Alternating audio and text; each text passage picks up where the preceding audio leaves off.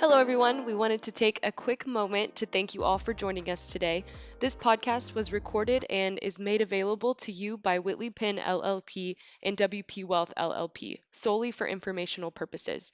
The information, views, and opinions expressed in this podcast are general in nature and are not intended to be construed as the provision of financial or investment advice by Whitley Penn or WP Wealth. The information discussed in this podcast is accurate as of the day it was recorded, but may then become outdated over time. Please feel free to contact us if you have any questions, comments, or concerns in regard to the content presented. Thank you again for tuning in, and we hope you enjoy this episode.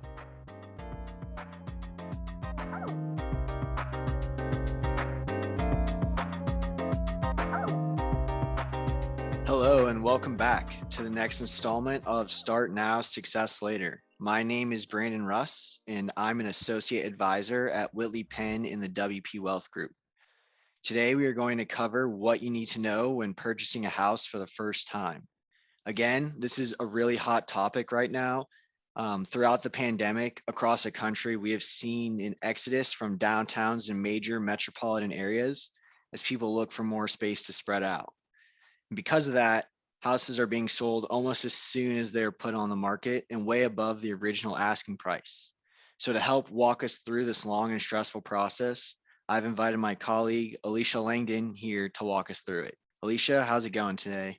I'm great. Thanks for asking. How are you doing, Brandon? I'm doing well. Thanks for coming on. Can you quickly introduce yourself and what you do here at WP Wealth? Sure. So again, my name is Alicia Langdon. I'm a certified financial planner within our WP Wealth Group at Whitley Penn. I'm over in the Plano office most of the time and just kind of assist clients in all areas of wealth management. Awesome. Alicia, correct me if I'm wrong, but you recently went through the home buying process, right? Yes, not as recent as this pandemic, thankfully, with all the craziness that's going on. But yes, within the past few years. All right, so we have someone who really knows what they're talking about. There's a lot to cover with this topic, but I think the best place to start and really the most popular question we see is how much house can I afford? How do you determine that? And what is considered when you're qualifying for a house? So I'd say some people probably first start at it looking at what they're paying in rent and just translate that to be what their mortgage payment should be. So this could be correct, but I think taking a deeper dive into what your budget currently is and can take on monthly wise is probably best than just taking what you're paying now and translating that. But there are a lot of calculators online available too. So I think bankrate.com and nerdwallet.com are two great places to start. But also whenever you go through the pre-approval process with the mortgage lender that you choose, they're going to be able to provide you with what the maximum home value you're approved to purchase. Can you explain that pre-approval process for us? Sure. So with the pre-approval process, the bank is really just trying to see what your finances are like. So they want to know all areas of your current employment. They'll ask for like most recent pay stubs, past W-2s, past tax returns, any outstanding debt that you already have and already paying for. So they need basically everything but your blood type. And it does take a little bit to get everything together, but getting that pre-approval process done in the beginning is really helpful whenever you're starting to look for a house. And would you say that most lenders are pretty standard? Can I shop my rate around to other lenders and try and negotiate a lower rate? So I would say shopping around for a rate is really important. I wouldn't say you would be able to negotiate your rate down, but there are a couple of areas that you can adjust on what your down payment is, or your credit score is going to have an effect on what your rate is. But calling around or looking online to see if different mortgage lenders have their rates available there are good to see where you want to house your mortgage at. I wouldn't say you want to do the whole approval process with each lender because they're going to hit your credit and you don't want to have all those hits on your credit score, but having in mind what your credit score is and about what down payment you're willing to put forward on the house, those are going to help them figure out what rate you could qualify for, because those are some factors that affect your rate. And closing costs. You want to be able to ask what their closing costs are as well. And a down payment, that's typically 20%, right? General rule of thumb. So putting 20% down, it definitely increases your chance of getting a better rate with the mortgage lender, and it helps you avoid PMI, which is private mortgage insurance. You get that tacked on to your monthly payment if you do anything less than 20.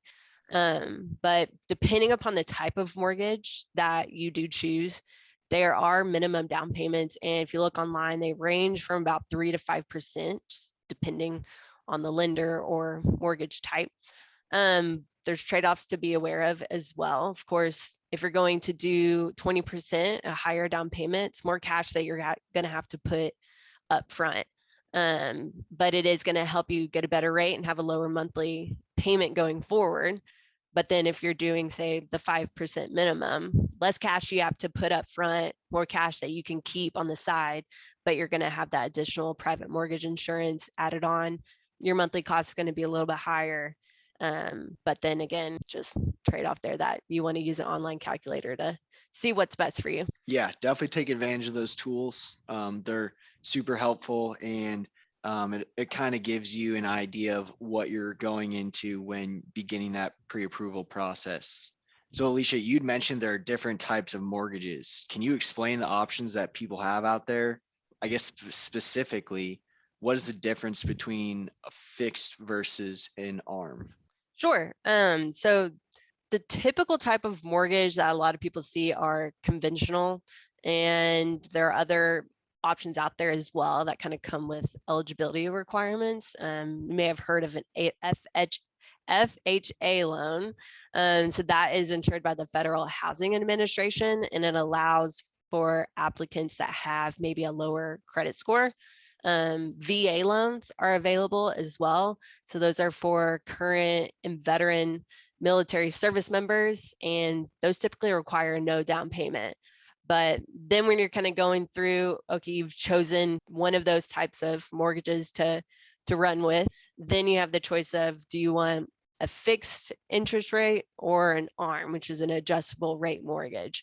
So with the fixed, your payment and your interest rate is going to be fixed for the life of the loan. With the ARM, kind of differs on if it's going to be the first 3 years is fixed, and then it can fluctuate over the next 7, but just kind of depends on the mortgage lender, and definitely use those online calculators.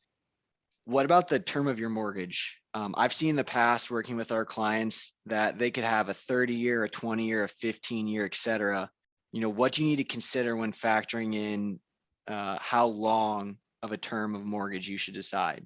So historically, you might see people do typically go with the 30-year, because if you have the same value of house that you're trying to purchase and you're laid out all the different options, the 30-year is going to have the lower monthly payment ongoing.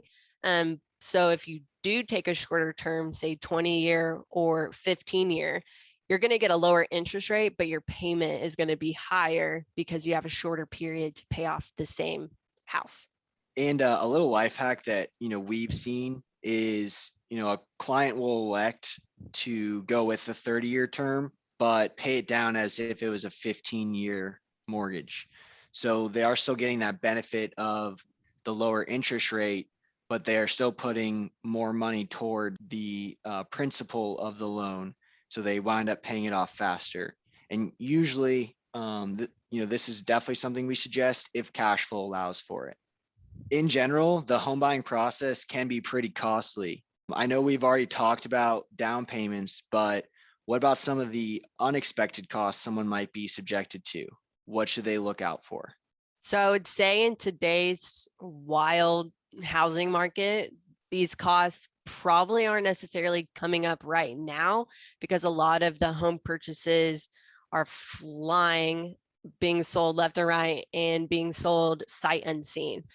But typically, kind of one thing that I didn't realized going into my housing buying process, you pay an option fee. And I also found out this is very specific towards Texas as well. But the option fee kind of allows you, the buyer, to say, I want to buy this house, and it kind of puts you into contract with the seller, but you want to have an option period, say 7 to 14 days, to check out the house and see if you still want to buy it.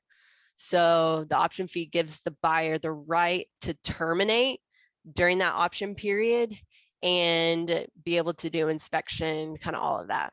So if they back out during that option period, the buyer is able to recoup their costs that they've put in on earnest money, which is another unexpected cost. Could you explain what earnest money is for some of our listeners who might not know? Yes. So earnest money is a form of security deposit, and the rules are going to vary state by state, but it does go to the lender and is kind of just held there in an account. But say if everything goes well, goes through, and the buyer ends up wanting to buy the house, you can apply that earnest money that you've already paid towards your down payment. But let's say the option period is up and then the buyer backs out. They're going to lose that money that they put forward in earnest money. But say if you get after the option period and the seller's the one that backs out, then that earnest money is returned back to the buyer. So going back to the whole rent versus buying topic, what are some ongoing monthly costs that you may have with a house that you may have not had while renting an apartment outside of your mortgage, that is? Right. So in addition to the mortgage payment, you're still going to have utilities, but it does seem like they're a little bit higher. Might have just been in my case, but I mean, you're having a bigger house or a bigger square footage that you're having to heat and cool, more water. And I feel like sometimes also in apartment complex, it's just a flat rate that's applied across the board. But there's some other topics like water and trash, landscaping and pest control if you don't want to do that yourself, and then HOA fees as well if that specific neighborhood requires it.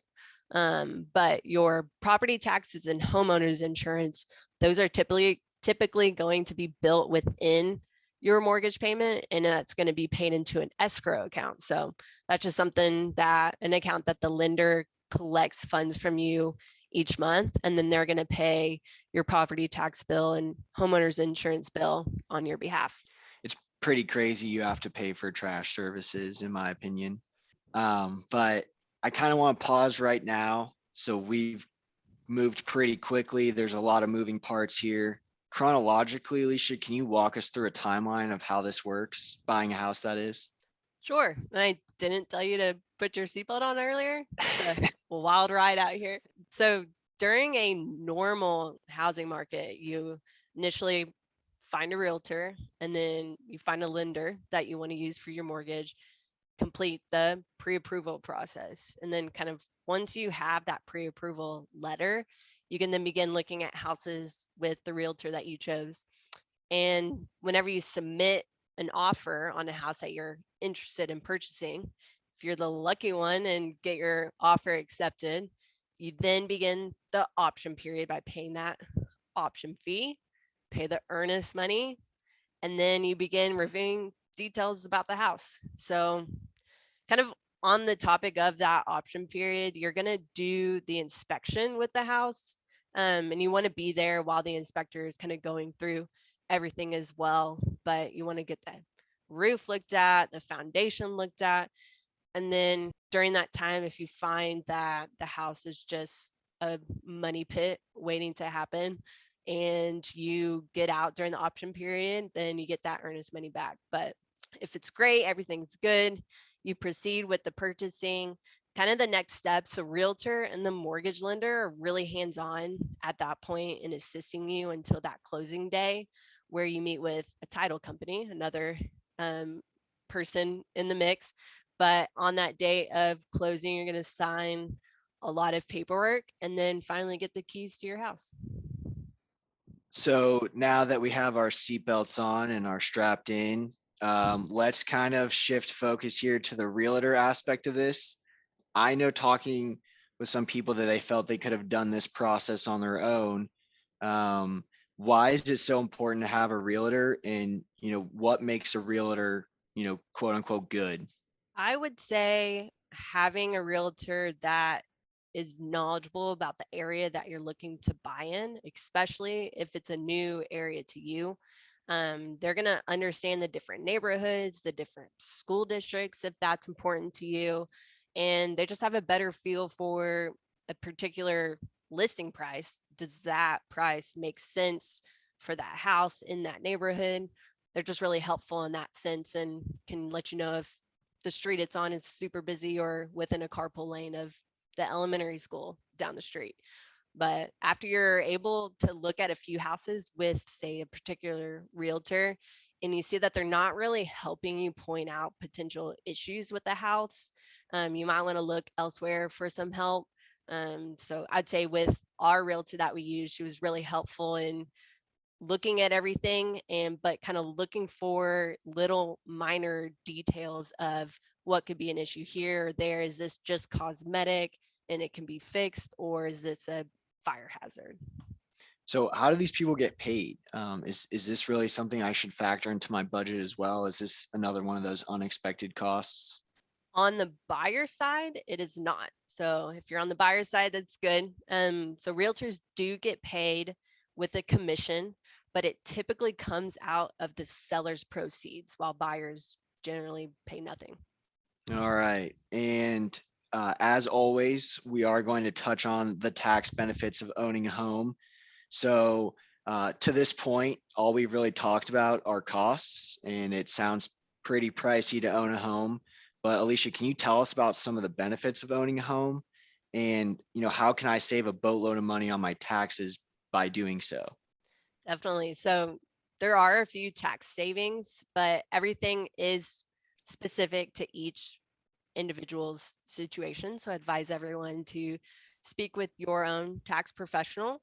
But annually, you possibly can deduct the mortgage interest that you're paying throughout the year, and then property taxes that you've paid during the year as well, to limits, of course.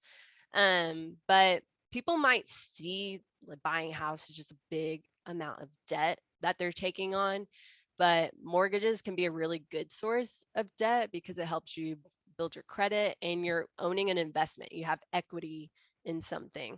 And each time you pay your monthly mortgage payment, you're just increasing the equity in your home. So I kind of want to go back to property taxes there. You kind of touched on that.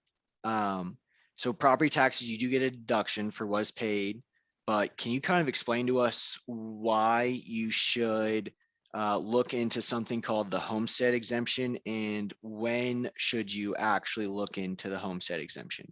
Yes. So the homestead exemption is where starting January 1st of that year, you can't say if you buy your house in June of 2021, you can't apply for homestead exemption until January is when you qualify in 2022.